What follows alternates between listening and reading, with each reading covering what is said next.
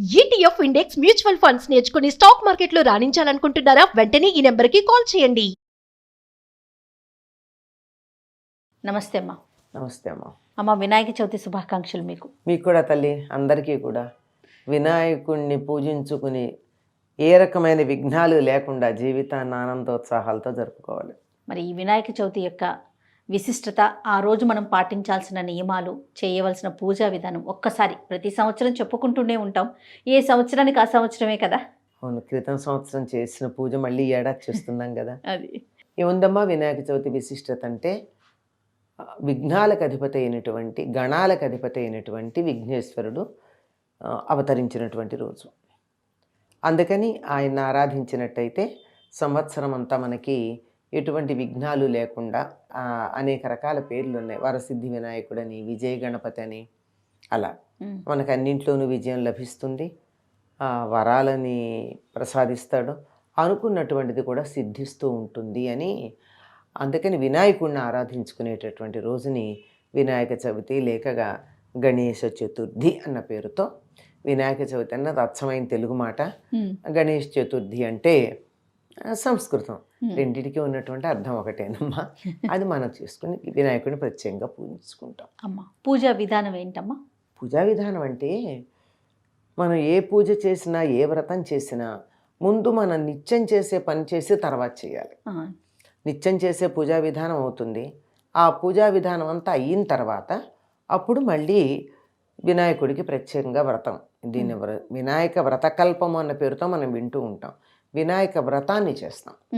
ఈ వ్రతానికి మండపం ఏర్పాటు చేసుకుని, అంటే ఒక వేదిక, మనం ఇంట్లో దేవుడికి మందిరము, గూడో ఏదో ఉంటాయి, చాలా లేని వాళ్ళు కూడా ఉండొచ్చు కదా. గోడకు ఒక ఫోటో తగిలించుకుని దేవుడికి దండం పెట్టుకునే వాళ్ళు కూడా ఉంటారు. అంటే పెద్ద భవనాలు ఉండాలని లేదు కదా భక్తికి పూజకిను. కనుక అట్లాంటి వాళ్ళకి ఆ రోజు మాత్రం ప్రత్యేకంగా వీలైతే ఇంటికి ఈశాన్యముల, లేకపోతే అక్కడ వీలైతే అక్కడ, పూర్వకాలం ఆవు పేడతో అలుకునేవాళ్ళు, ఇప్పుడు ఆవు పేడలు ఎక్కడ దొరుకుతున్నాయి? అమెజాన్లో ఆర్డర్ ఇచ్చుకోవాలి. ఎందుకు వచ్చింది? అదేమో జెర్సీది వస్తుంది, మనకు అనవసరం. అందువల్ల కనుక హాయిగా పసుపు నీళ్ళతో తుడుచుకుని చక్కగా ముగ్గేసుకుని, దాని మీద ఒక పీట వేసి, పీట మీద బియ్యం పోసి, ఆ బియ్యంలో ఒక ఆకు వేసి, ఆ వస్త్రం కూడా వేస్తాం, వేసి దాని మీద ఒక ఆకు వేసి, ఆకు మీద వినాయకుడి మట్టి ప్రమిదని తెచ్చి పెట్టుకుని, అప్పుడు పూజ అన్ని ఏర్పాట్లు చేసుకున్నాక పూజ ప్రారంభిస్తాం. మిగిలిన పూజలకి దీనికి ఉన్న ప్రత్యేకత ఏమిటంటే, మిగిలిన పూజల్లో ఈ పాలవెల్లి కట్టడం ఉండదు. అవునమ్మా. పువ్వులు అందమైనవి ఏం దొరికితే అవి తెచ్చుకుంటామే తప్ప ఈ రకమైన పూలతోనే పూజ చేయాలి అనేటటువంటి నియమం లేదు. ఈయనకి పూలు పెడితే పెడతాను, లేకపోతే లేదు. ఈయనకు కావాల్సిందల్లా పత్రి. అందులో ప్రత్యేకంగా 21 రకాల పత్రి. అది కాక అందులో ఒకటిగా ఉన్నా కానీ ప్రత్యేకంగా దూర్వాయుగ్మ పూజ అని చెప్పి గరికతో చేసే పూజ ఉంది. ఇవన్నీ దీంట్లో ప్రత్యేకతలు.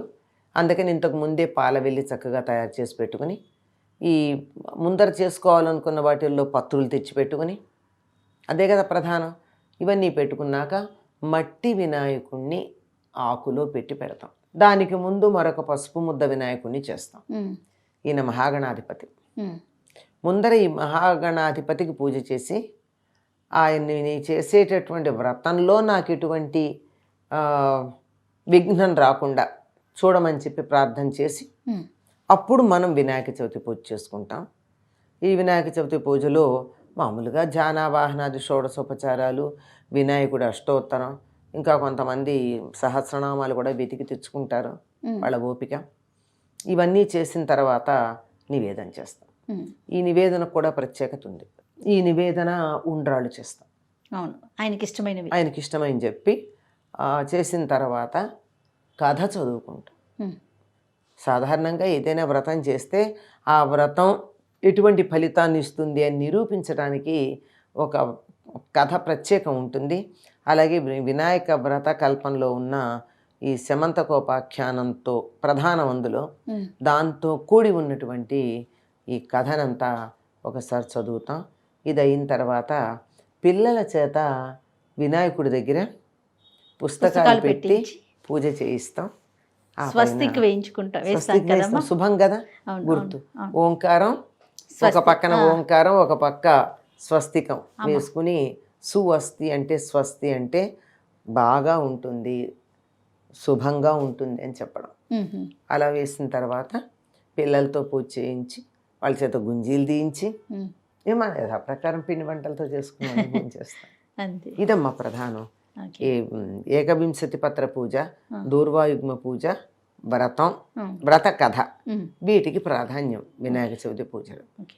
ఇంకా సాయంత్రం పూట అయితే కనుక మనం చంద్రుడిని చూడకూడదు, చంద్రుడిని చూడకూడదు, కథలోనే ఉంది కదా, అమ్మ. చంద్రుడిని చూడకూడదు అనే నియమం ఉంది. మామూలుగా అయితే కానీ ఈ వ్రతం చేసి ఈ కథ విన్నటువంటి వాళ్ళు ఒకవేళ చంద్రుని చూసినా దోషం ఉండదు. అక్షితలు మనం నక్షత్రం అందువల్ల చంద్రదర్శన దోషం పోవడానికి ఇది చేశాం గనక చూసినా సమస్య ఏం లేదు, అసలు చూడాల్సిన అవసరం ఏముంది. అమ్మ, మీరు చిన్నప్పుడు మట్టి వినాయకుడినే పెట్టేవారు, ఇప్పుడు కూడా మట్టి వినాయకుడినే పెడతారా? మట్టి వినాయకుడినే పూజ చేయాలమ్మా. అసలు వినాయకుడిని మట్టితోనే చేయాలి. ఏ రోజు తెచ్చుకోవాలమ్మా? మనం పూజ చేసే రోజే తెచ్చుకోవాలి. పూజ చేసే రోజే ఉదయం తయారు చేసి తెచ్చుకుంటాను. నేను అది తెచ్చుకుంటే పాచి వినాయకుడు అంటారు, పాచి బొమ్మ అంటారు. పత్రి కూడా ఆ రోజు పొద్దునే తెచ్చుకునేవాళ్ళం. మేము తలంటి పోసుకుని చక్కగా కొత్త బట్టలు వేసుకుని ఆ ఊరి చివర గట్ల మీద, పొలాల గట్ల మీద అక్కడ ఉన్నటువంటి పత్రి అంతా తెచ్చేవాళ్ళం. ఏది పడితే అది తేవకూడదు. 21 పత్రుల్లో ఉన్నటువంటివే తేవాలి. అవి తెచ్చేవాళ్ళం. తెలిసేవి మీకు? చాలా వరకు తెలిసే. Okay, okay. ఇప్పుడైతే అన్నీ తెలుసు. అప్పుడు చాలా వరకు తెలుసు. ఎందుకంటే ఇంట్లో పెద్దవాళ్ళకి తెలుసమ్మా. బదరి అంటే రేగాకులు పట్టుకురండి, జల్లేడాకులు పట్టుకురండి, రాబాకులు పట్టుకురండి, ఉత్తరేణి పట్టుకురండి. ఉత్తరేణి తెలుసు కదా, ఉత్తరేణి పట్టుకురండి అని చెప్పి వాళ్ళు చెప్పిన దానిమ్మ, అందరికీ తెలిసిన పేర్లు కనుక చెప్తున్నా. ఇవన్నీ పెద్దవాళ్ళు మాకు ఇవి తీసుకురండి అని చెప్తే మేము తీసుకొచ్చేవాళ్ళం. అంత తేలిగ్గా అయిపోతూ ఉండేది. కనుక ఇవన్నీ ఆ రోజే తెచ్చుకోవాలి. పత్రి ముందు రోజు తెచ్చి పెట్టుకుంటే పనికిరాదు. ఆఖరికి పూలు కూడా ఇప్పుడు మనం ఫ్రిడ్జ్లో పెట్టి చేస్తున్నాం కానీ పూజ నిన్నటి పూలు పూజ చేస్తామా? తప్పట్లా. ఎందుకంటే వాళ్ళు తెచ్చి ఇచ్చినా 10 రోజుల క్రితం బెంగళూరులో కోసిన చామంతులు అయి ఉంటాయి అవి, గులాబులు. అంచేత వాడుతున్నాము. పరిస్థితి అది. అందువల్లే చాలామంది పద్ధతి తెలిసినటువంటి వాళ్ళు ఈ పూలు ఏవైతే ఉన్నాయో కొన్నవి ఇవి అలంకారంగా వాడతారు కానీ పూజకు మాత్రం పెరట్లో ఉన్న నిత్యమల్లె పూలో, పారిజాతం పూలో, శంకు పూలో, గరుడవర్ధన, నందివర్ధన ఇవన్నీ ఉంటాయి కదా ఇంట్లో, ఇవే వాడతారు ఎక్కువగా పూజకి. మరి పటాలకు అలంకరించడానికి ఇవి పెట్టుకుంటూ ఉంటారు. ఎందుకంటే అవి పనికిరానివని కాదు, నిన్నటివో మొన్నటివో అని. అది పత్రి కానీ మట్టి విగ్రహం కానీ అప్పుడే మా చిన్నతనం గురించి అడిగారు కదా, కాలువలోంచి బంకమట్టిను అచ్చు తెచ్చుకుని కూర్చుని ఉండేవాళ్ళు. మనం వెళ్ళగానే మనం వెళ్ళగానే అచ్చులో ఈ బంకమట్టిని ఇలా పెట్టి గట్టిగా కొట్టి అచ్చు తయారయ్యాక వినాయకుడిని తీసి మనకి ఇచ్చేవాళ్ళు. వాళ్ళ దగ్గరే ఉండేవి 2 బియ్యం గింజలు, 2 కందిబద్దలేమో కళ్ళకి పెట్టేసి ఆ బియ్యం గింజ ఏమో విరిగిపోయినటువంటి దంతానికి పెట్టి చక్కగా ఇచ్చేసేవాడు మన ఎదురుగానే. చూడండి, అంత ఇదిగా చేత మట్టి వినాయకుడితో మాత్రమే చెయ్యాలి. ఎందుకు మట్టి వినాయకుడితోనే చెయ్యాలి అని మీకు అనిపించవచ్చు.